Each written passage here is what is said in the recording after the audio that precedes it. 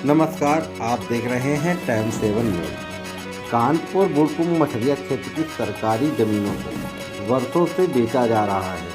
कहीं नहीं हुई सुनवाई, न कोई कार्रवाई।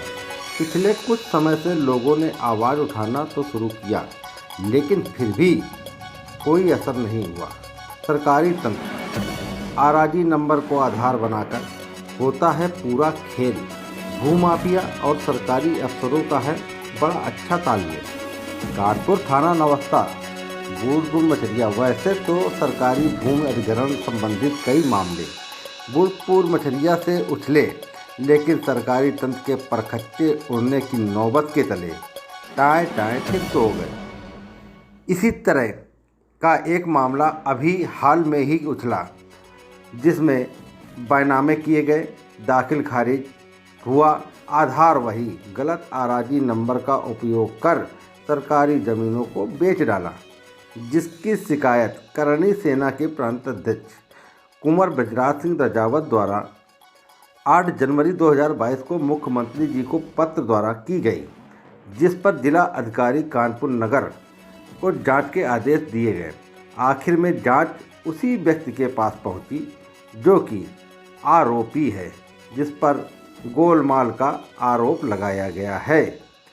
अब यह संभव कैसे हो सकता है कि चोर को ही चोरी की जांच का आदेश दिया जाए और उस पर पहुंची आख्या सही हो, अर्थात ये तो बिल्कुल असंभव है। और ये भी संकेत मिलता है कि केवल आरोपी ही इस तरह के कार्यों में लिप्त नहीं है, बल्कि उसके ऊपर की सरकारी मशीनरी का पूर्णतः योगदान है।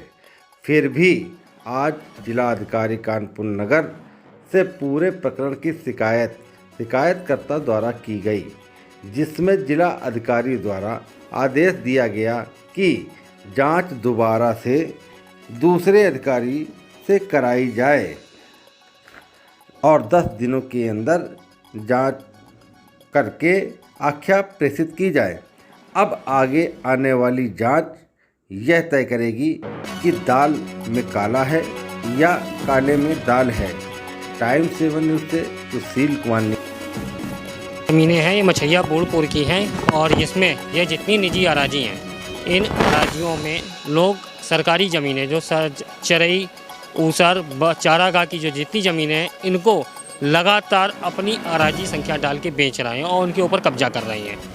जब इसके लिए पिछले 1.5 साल से हम लगातार आवाज़ उठा रहे थे और कई बार हमने इस पर कार्रवाई के लिए बोला, तो पिछले फरवरी 2021 को एसडीएम सदर ने अपनी रिपोर्ट में सीधे यहाँ की समस्त अराजियों में लिख के दिया कि ये सारी अराजियाँ सरकारी हैं, जिस पर केडीए को अपनी ज़मीन को स्वामित्व का ग्रहण करना चाहिए। लेकिन फरवरी से अभी 1 साल पूरा बीत चुका है, लेकिन उन ज़मीनों के ऊपर अभी तक केडीए ने कोई भी अपना स्वामित्व ग्रहण नहीं किया।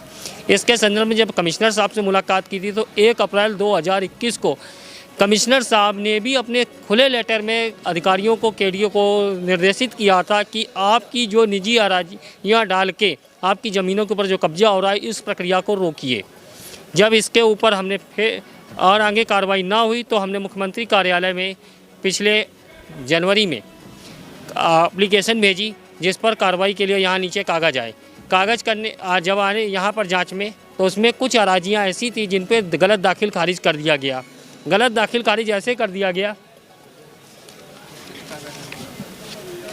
कि जो ज़मीन जिस मकान के बगल की थी, ये मकान है संदीप सिंह की रजिस्ट्री, जिसकी अराजी संख्या थी 1118। संदीप सिंह की रजिस्ट्री है, जिसकी अराजी संख्या है 1118। प्लाट मालिक है संदीप सिंह और इसके प्लाट के नक्शे के हिसाब से सामने 30 फीट रोड, शेष हिस्सा जुजभाग और शेष हिस्सा अगल बगल के प्लाट आ रहे थे। इसी के जस्ट बगल की दाखिल खारिज जो की गई, ठीक है भैया, पेमेंट भैया घर से ले लीजिए, घर से पेमेंट ले लीजिए वो वाला, ठीक है। ये रजिस्ट्री है इस टाइम पे। अराजी पार्टी है सज्जाद अली, अराजी संख्या 897। जब अराजी संख्या 897 का हम नक्शा देखते हैं तो इस नक्शे के ज़मीन के जस्ट बगल का प्लाट है संदीप सिंह का, जिसकी दीवार सटी हुई है, जिसकी अराजी संख्या थी 1118। जब 1118 अराजी आपकी जस्ट बगल की 897 के सटके हो जाएगी। जिन ज़मीनों के बीच में 2.5 किलोमीटर का अंतर है, वो ज़मीनों की दीवारें आपस में सट रही हैं। अब इसमें आगे क्या है, तथ्यात्मक रूप में आप लोगों के